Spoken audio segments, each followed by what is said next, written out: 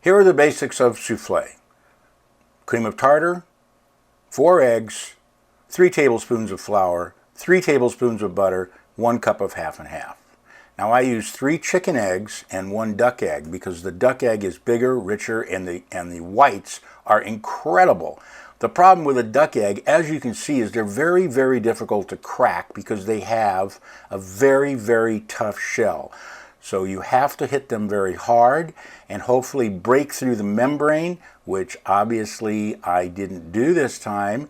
And instead of getting a separated egg, I got an egg yolk and some shell and basically a mess, which apparently now will turn into breakfast tomorrow because this is totally useless. You can't have any yolk in your white.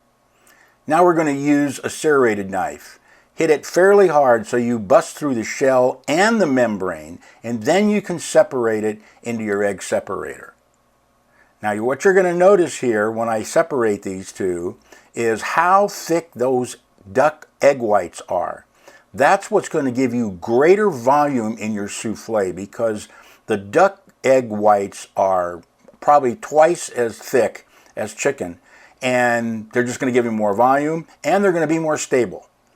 So we could use all duck eggs, but then I'd use 3 eggs instead of 4.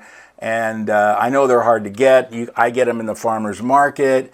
You can get them in some specialty grocery stores, and they're, 5 times more expensive, but you're only using 1 out of 4. So now that we've got that down, we're going to continue and start to separate the rest of our eggs. If you think I'm a sissy because I'm using an egg separator, well, I am, okay? Now, look at the difference here between the thickness of that duck egg and the thickness of that chicken egg. It's like night and day, and that's a big difference. So that's the whole reason why we use it. And we only use 1, so it's not a big deal. They cost about $2 a piece, but I don't care. We want to make this right. Okay? You got that now, right?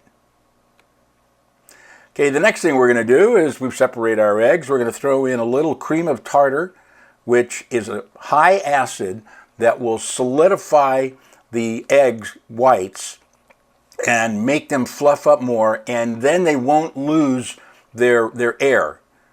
Now, the other thing that we're going to add to this is some green onions. Now, you can sit around and get a knife and chop these green onions and spend several minutes doing that, or you could take one of my favorite tools, and that is a scissor, cut them up right into your food processor, and in 12 or 15 seconds you're done. Next, we're going to put the lid on. We're going to run it for a while until they're chopped pretty well. There you go. And then we're going to add our cooked spinach. Now, cooked spinach, when you buy spinach and you cook it down and you squeeze it very, very, very tight, and I mean get all the water out, you will end up with half the volume that you started with. There's 1/4 teaspoon of salt, and then we will add our cooked down spinach. Now we started with 24 ounces, which is 1.5 pounds of spinach, and what we ended up with is about 12. And then we give them a quick run in the food processor, and we're ready to add that to our roux.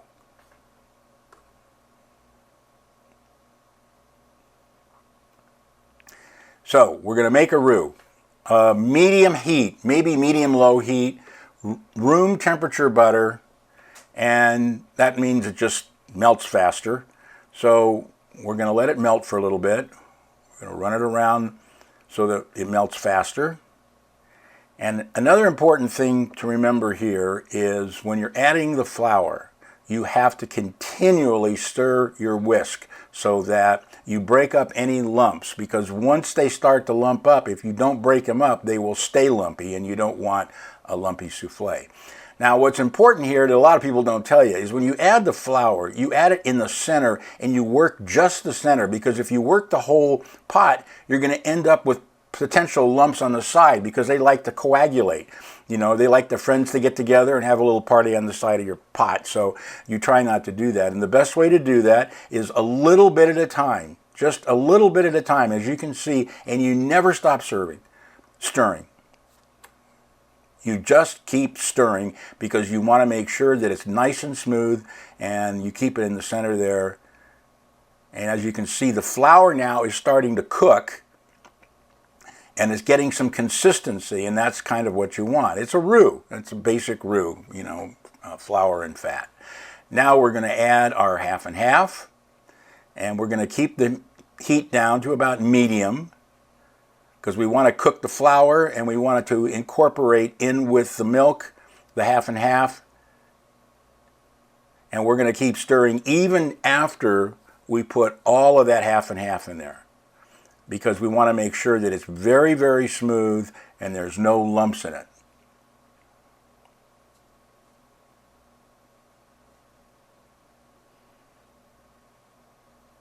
You can see it smoothing out now, and it's going to take a couple of minutes, but we'll get that out of the way, and then we're ready to add whatever ingredient we want, as this is a basic souffle recipe. We're going to do spinach and cheese just to show you that. Now, nice and smooth, no lumps. That's what we want. Next, we put in our spinach, green onion, and salt mixture. And it's very important that we blend these very, very well, very, very much, so that they're all blended together. And you can tell that pretty easily by the color. In the beginning, when you start to fold in the spinach mixture into the roux, you're going to see that there are parts that are green and parts that are white. Okay, so what you want it to be is one consistent color, and you just keep folding and turning and folding and turning until it's one consistent color. Now you're done.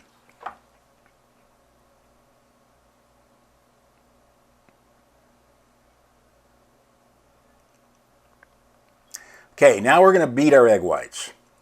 Now this takes a little bit longer than most people think, and we start with the lowest setting on our mixer.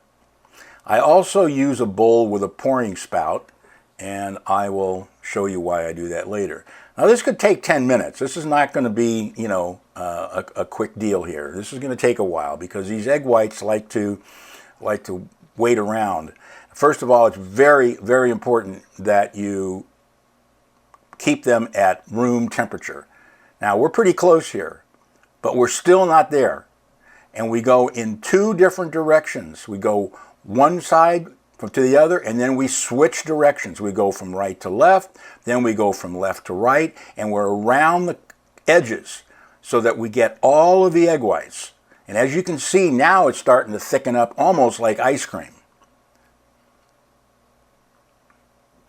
And look at that. You move it, it doesn't move. That's what you want. Now we're going to do something that they never tell you to do when you're making souffle. Matter of fact, we're going to do the exact opposite. By now, our mixture here is cool, and we can put the egg yolks in there. We do not put the egg yolks in there when it's warm, because they may cook and curdle, and then you'll have an omelet on your hands, and that's not what you want. You want a souffle. So we're going to do the same thing as we did before. We mixed the roux with the spinach mixture. We're going to mix those egg yolks in there, and so they are, you know, fully incorporated. Now, every recipe tells you to fold the egg whites into the mixture. Well, that is the dumbest thing I've ever heard of. Why? Because that mixture is very, very thick. And when you get a spoonful or a spatula full of egg white and you try to put it into that mixture, you're running a mess. But when you do it the other way around, now you put a little bit of mixture into your egg whites, and it's going to incorporate a lot faster and a lot easier. And again, you want the consistency of the color throughout the entire mixture. You don't want to see one thing more green or more white than the other. And there you have it. Now, we're going to put these, either we could put them in a souffle pan, make one pan and be done with it, which of course would be a lot easier, but we're not really going to do that. We are going to get one of my favorite little toys, and that is silicone cupcake molds. And we're going to put a little oil in each one. Now you could use butter, but it takes 3 times longer, because you have to, you know, put the butter on your hands and it gets messy. So I put a little bit of oil in each one. I run my fingers around it, the sides, the bottom, everything. And that's going to be enough. These are supposed to be non-stick, but don't believe everything you read, okay? I mean, some things will stick to these, and sometimes even the soufflés will, but you just have to deal with it. I mean, sometimes they come right out, and sometimes they don't. The key to making sure that they come out easily is to let them cool down completely. You cannot try to do that when they're hot, because they'll stick for sure. Okay, so I go over it 2 or 3 times to make sure I got oil all over the place. And now we're going to fold in our mixture. Now, this is going to be a mess. I'm warning you ahead of time, and so it's okay. It's not the easiest thing to do. You guide it in with your spatula. You get enough in to where, you know, you're almost at the top, and you try not to hit it on the sides like I just did. But that's going to happen, all right, because nothing is created equal. So we're going to fill all these guys in, and then when we're done, we're going to take our finger and we're going to slop the stuff that didn't make it somewhere so it almost looks like we know what we're doing.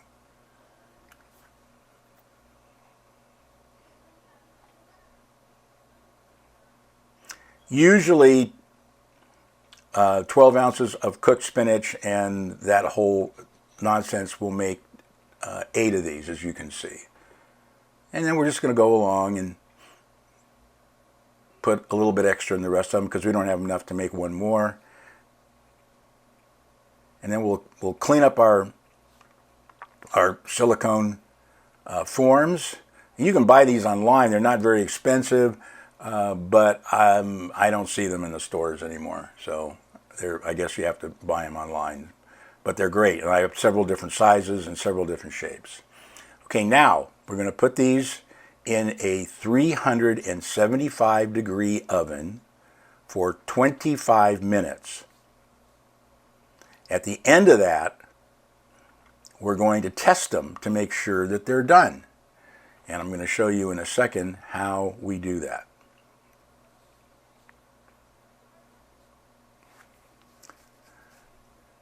In they go, and 25 minutes later, out they come.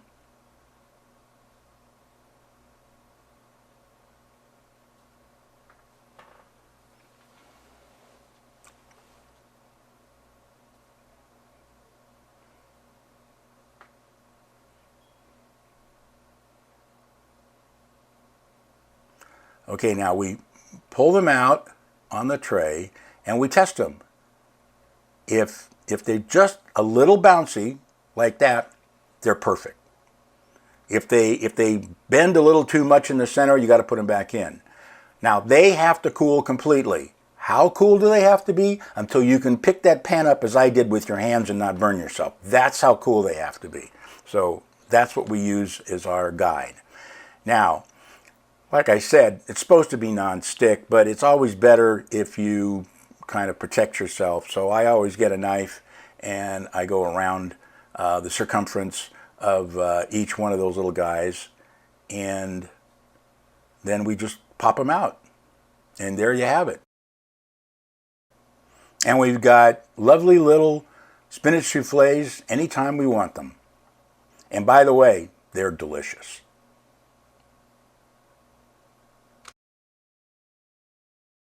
Now, we keep piling them up into this little bag. I don't use Ziplocs unless I have to, and I just use regular old plastic bags. I tie them up with a clothespin, and we're done.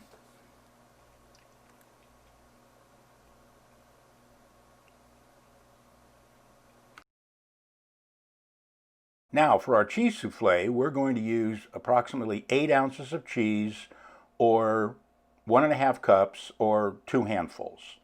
Now, a really good trick in cooling these down after we've cooked them in our little ramekins, we want to make sure they're completely cool or they're going to stick even to those supposedly non-stick silicone ramekins.